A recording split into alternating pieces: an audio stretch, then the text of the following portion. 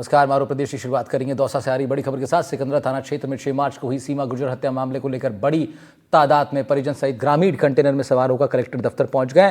प्रदर्शन करते हुए मामले में निष्पक्ष जांच की मांग हो रही है। प्रभावी कार्रवाई की भी मांग परिजनों द्वारा की गई है। मृतका के भाई विक्रम सिंह ने बताया कि 6 मार्च को विवाहिता का गला काटकर हत्या कर दी गई थी। दहेज हत्या का सिकंदरा थाने प्रकरण दर्ज कराया गया था। परिजनों सहित बड़ी तादाद में ग्रामीणों ने जिला कलेक्टर सहित दौसा एसपी सागर राणा से मुलाकात कर ज्ञापन सौंपकर प्रभावी कार्रवाई की मांग की है।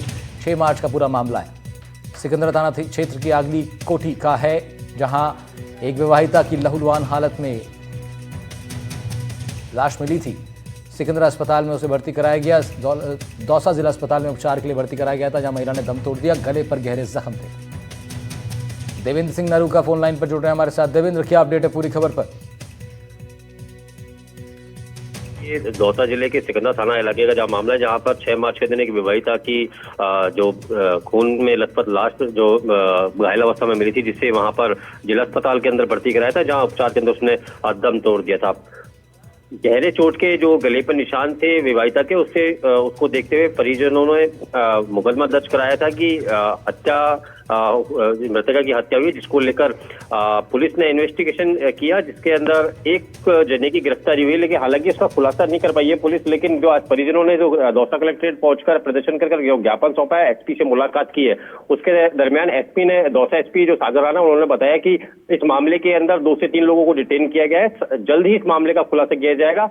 जो महिला है मृतक सीमा गुर्जर, उसकी जो पोस्टमार्टम रिपोर्ट है, उसके अंदर गला कट का निशान मिलने पर पुलिस ने इन्वेस्टिगेशन के अंदर एक गिरफ्तारी की, लेकिन हालांकि उसका भी खुलासा नहीं हुआ है। फिलहाल जो परिजन है, उनका कहना है कि जो प्रभावी और जो अनुसंधान है, उसकी कार्रवाई की मांग करते हुए आज एसपी को ज्ञापन सौंपा था। जी ठीक है देवेंद्र, शुक्रिया आपका तमाम जानकारी के लिए। ये बड़ी खबर आपको बता रहे थे। इधर अब बढ़ते हैं आगे।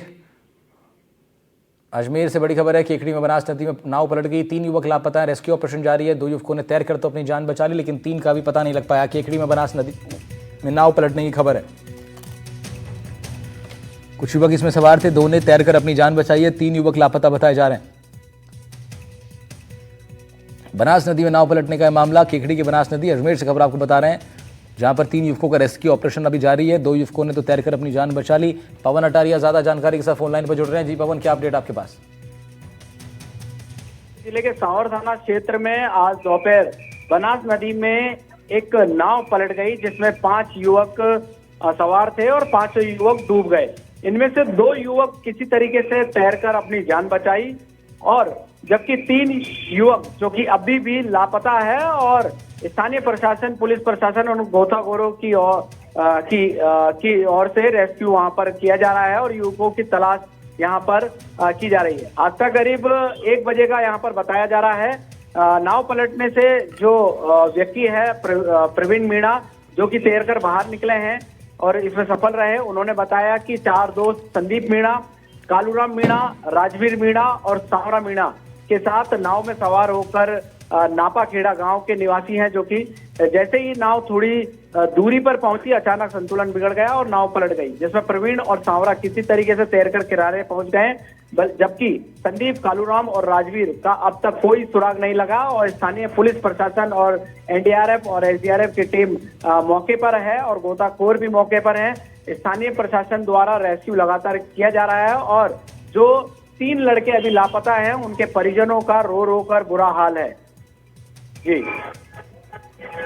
ठीक है पवन, बहुत शुक्रिया आपका तमाम जानकारी के लिए। पवन अटारिया रिपोर्ट कर रहे थे। इस खबर पर बढ़ रहे हैं आगे। बात जोधपुर की, जहां आयकर भवन में 4 kilo gold auction 3 crore 11 lakh में बिका है। बता दें, 3 साल पहले बीकानेर में छापेमारी कर जब्त किए गए सोने के कुल 13 बिस्किट्स विभाग की इन्वेस्टिगेशन विंग द्वारा करीब 3.5 साल पहले जब्त सोने की नीलामी कर बकाया टैक्स वसूली की गई। इसी के साथ आयकर भवन में 4 किलो सोने के 3 बड़े और 10 छोटे साइज के 13 बिस्किट नीलाम करने से विभाग को 3 करोड़ 11 लाख का 10,000 रुपये भी मिले हैं। विभाग ने 14 अक्टूबर 2021 को बीकानेर में एक मोबाइल कारोबारी समूह के ठिकाने पर यह पूरा सामान छापेमारी में जब्त किया था। नीलामी आयकर विभाग में शेष बकाया 3 करोड़ रुपए की टैक्स वसूली के लिए की गई थी। इससे पहले ये मामला राजस्थान हाईकोर्ट में भी चला था। आयकर भवन के कॉन्फ्रेंस हॉल में नीलाम किए जाने वाले सोने के इन बिस्किट की शुद्धता 99.5% थी। सिक्कों की शुद्धता 99.9% बताई गई। आयकर अधिनियम 1980 की धारा 143(3) के तहत निर्धारण आदेश पारित किया गया।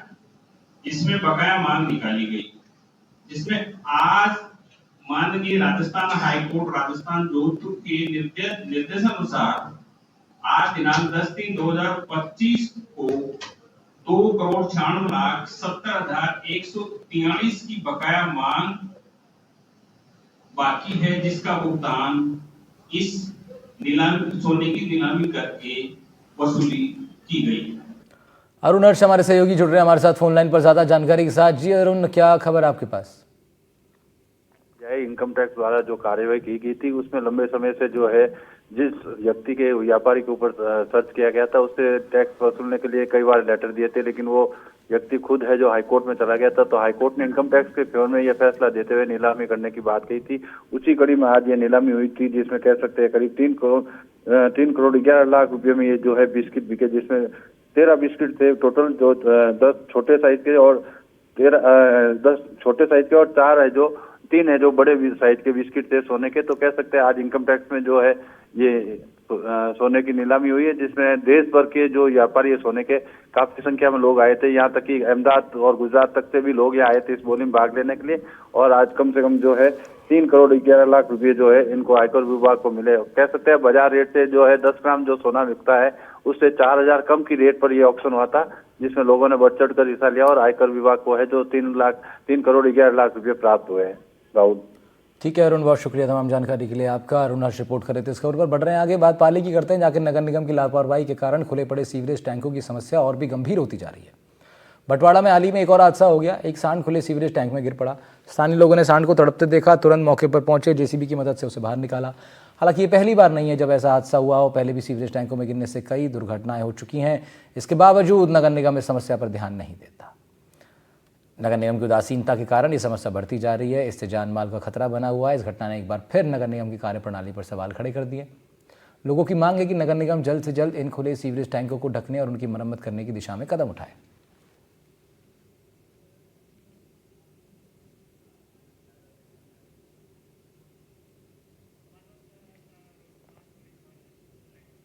सुभाष हमारे साथ जुड़ रहे हैं इस खबर पर ज्यादा जानकारी के साथ, उनका रुख कर लेते हैं। सुभाष, क्या अपडेट है आपके पास? नहीं हुआ है कि सीवरेज के अंदर गिर करके कोई घायल हुआ है, जानवर नहीं इंसान भी घायल हुए हैं। यहाँ तक कि पूर्व सभापति जो कुसुम सोनी थी वो भी घायल हुई थी। देखा जाए तो ये जो सिटी सीवरेज का जो टैंक है तकरीबन 10 से 15 फीट गहरा है और पहले ये ढका हुआ था, जालियों से ढका हुआ था। जब से ये सीवरेज का काम शहर में शुरू हुआ है पिछले 7-8 सालों से, तब से हालात बद से बदतर होते जा रहे हैं। और नतीजा इस तरीके से निकला है कि ये जो सांड अंदर गिरा था, एक आंख से तो पहले से दिखाई नहीं दे रहा था, अंधेरे के अंदर गिर रुका था, पूरी रात ये तड़पता रहा है। आज जब लोगों ने दहाड़ सुनी थी, इसके घुर्राने की आवाज सुनी थी, तो जेसीबी की सहायता बुलाया, बड़ा मुश्किल बाहर निकाला। एक बार तो बाहर निकालते निकालते टूट के गिर चुका था, लेकिन घायल अवस्था में बाहर निकाला, इलाज करके उसको गौशाला में पहुंचा गया। लेकिन लोगों में इस बात का रोष है कि आखिर कब प्रशासन जागेगा और इन हादसों पर लगाम लगेगी। राहुल, ठीक बात है सुभाष। और बोरवेल से लेकर के इस तरह के तमाम जो खुले सीवरेज हैं या कुएं हैं उनको बंद करने की कवायद सीएम द्वारा भी की गई थी। हालांकि अब तक उस पर उस तरीके से काम होता हुआ नजर नहीं आया जैसी अपेक्षा रही है।